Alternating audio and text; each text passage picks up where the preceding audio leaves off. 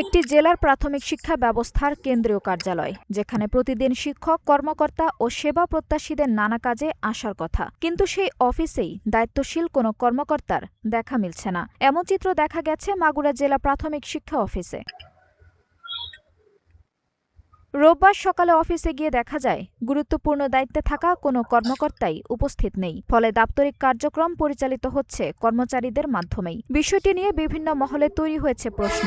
জানা গেছে জেলা প্রাথমিক শিক্ষা কর্মকর্তা মোহাম্মদ আমিরুল ইসলাম বর্তমানে ছুটিতে রয়েছেন। তার দায়িত্বপ্রাপ্ত সহকারী জেলা প্রাথমিক শিক্ষা কর্মকর্তা আবু হেনা মোস্তফা কামাল 2 দিনের প্রশিক্ষণে ঢাকায় অবস্থান করছেন।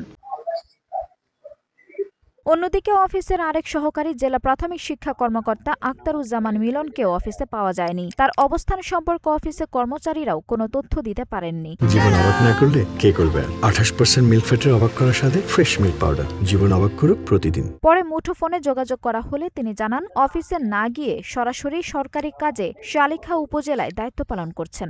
সাংবাদিক শিমুল্লাহ বলছিলাম মাগুরার থেকে, নাগরিক প্রতিদিনের।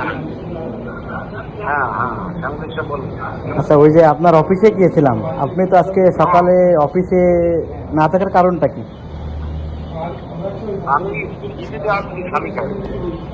শালিকায় ডিউটিতে আসছেন, তা ওই বিষয়ে কি আপনার সকালে অফিস কি ঢোকা লাগে না? আমার অফিসের দায়িত্বে আছে আমি।